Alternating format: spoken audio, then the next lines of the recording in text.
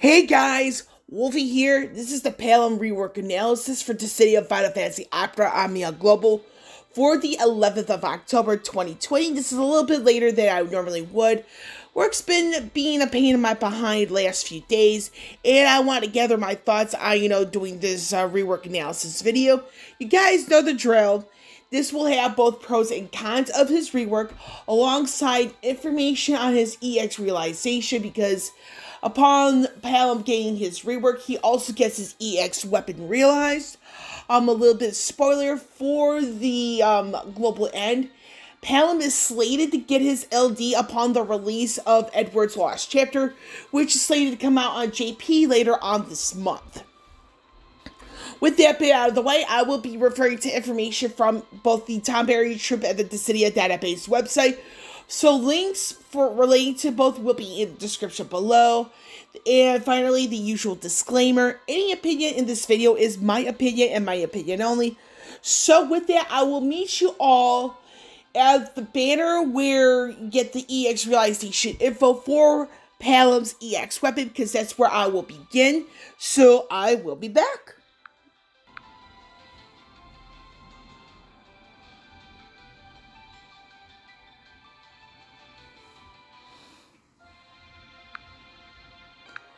I am back, so here we are. This is the name of the EX weapon, Stardust Rod. Has the EX ability called Stardust, and this is the information you see here in its base form. So just a little friendly FYI, this is AoE split damage, so that's that on that. So we're going to do a super quick recap of the information pre-realization.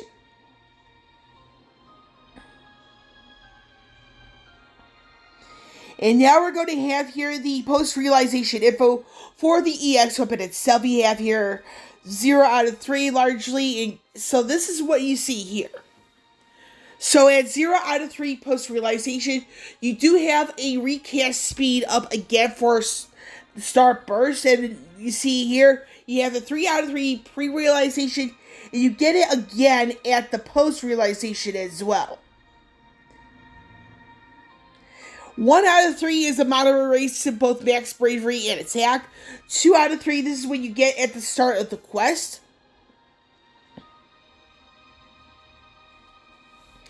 And I will remind everybody that at 2 out of 3 post-realization, you will be able to use the EX ability right out of the gate.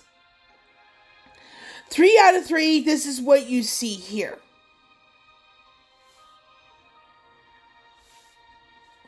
So basically, 3 out of 3 post-realization, you get more brave hits, so to speak. So you have 2 more on the first group. 2 more hits on the first wave, and then you have 2 more hits on the second. And then the bravery, the overflow limit here is basically at 180%. And then here is the information you see here. Now you have here the A Sphere weak boost up longer when attacking target's weakness. Boost max bravery by 10% for 6 turns. Now I particularly love this one because it's like, if you're using the elemental weakness where, let's say you have this on, let's see here. Let's say you have this on Lightning because she does have the Thunder element in her skill 1. And we're just pretending here. So you have Lightning, give her the sphere, and you're using Spark Strike. I nicknamed it Sparky. And the enemy she's facing is a 1-on-1. They're weak against Thunder. She gets a 10% max bravery for 6 turns. So this is basically how this sphere works. So with that, we're just going to jump right into the rework info itself. Now, I do have some concerns with Palom, like I do with everybody else. And this is to be 100% fair. So this is the Palom rework. So we have your reworks to the Crystal Strength level 55 and level 60. So for Bluff, which is skill 1, it's the information you see in red. That is the rework.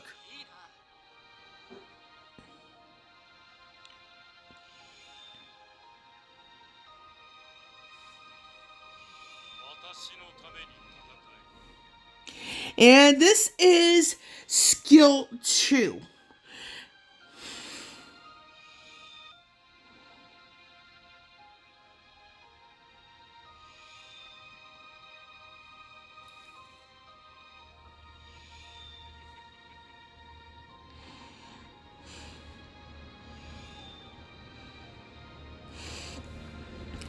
Now, what do I think about Palom? Now, you notice here I didn't, rattle off the information on the in red, because I just want to make sure people read it, we can look through this together.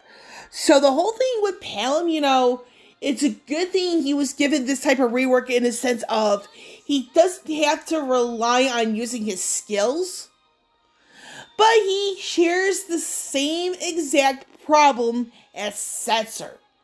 Now, you're kind of wondering, why Setzer? Why is he mentioned here?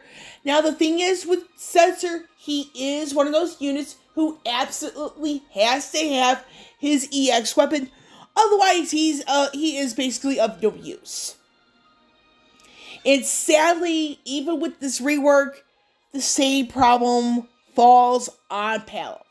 Because with both Palom and Setzer, they have a small number of uses for skill 1, skill 2 collectively.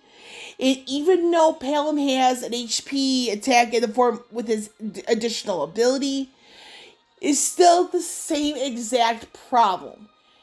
You need the EX for this character to be at his best. And he also shares a bit of the same issue with Kryle in the sense of you need to have it at 3 out of 3 post-realization, meaning that he is more of an expensive unit to invest in. Meaning that you need to have, the person already set up completely ready to go. And it's real sad considering what Palom can do, what Palom can be. Now, fortunately, like I said, the buffs, has a really good duration. So, again, you don't really have to rely on these skills themselves, but you have to be beyond relying on the EX. And another thing to take note of here is that this is with any buffs here, and again, this is another spoiler because it is relevant to this video. So, on JP, they recently had the debut of Kadaj from Final Fantasy VII Advent Children.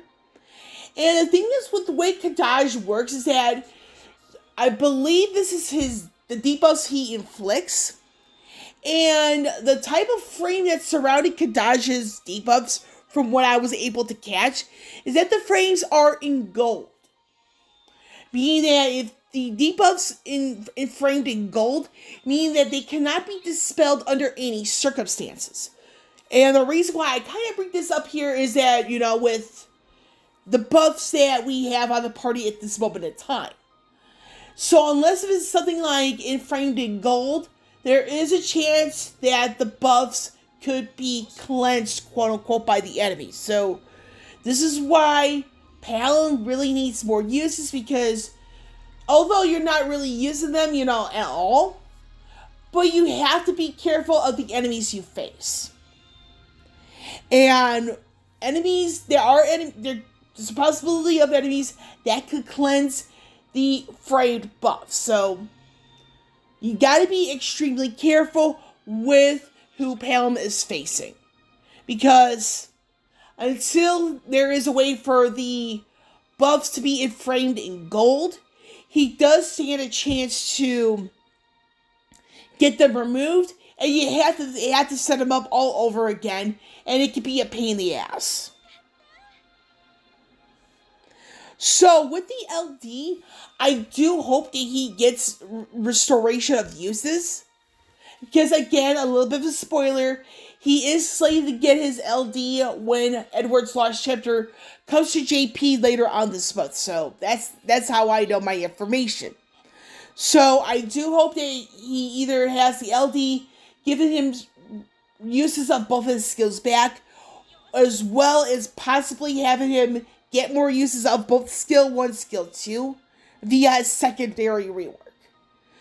And the LD, I mean, I hope we get some form of an ice in peril. I mean, on JP, they already have, like, Celeste with, like, a more sustainable ice enchant.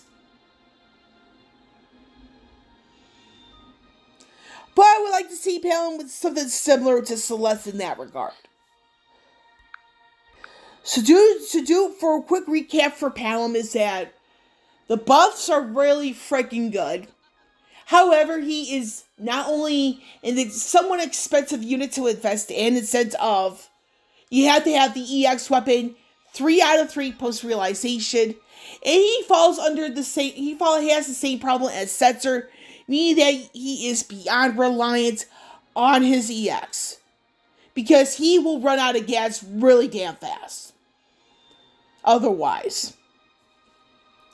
And I do hope that the LD can, like, either give him some format of similar effects to Celeste, or as well as maybe, restored uses, or alternatively, the secondary rework gives him more uses of skill 1, skill 2, because then again, the recap with Kadaj is that with Kadaj, he has his debuffs framed in gold, so for Palom, for him to really be of use, in my personal opinion, is that he should have his frames framed in gold. That way, it doesn't get cleansed by any circumstances. He is an excellent unit in his own right, but you really need to be careful with who Palom is facing. And that's that on that. So, with Wolvie here signing off, I will catch you all on the flip side.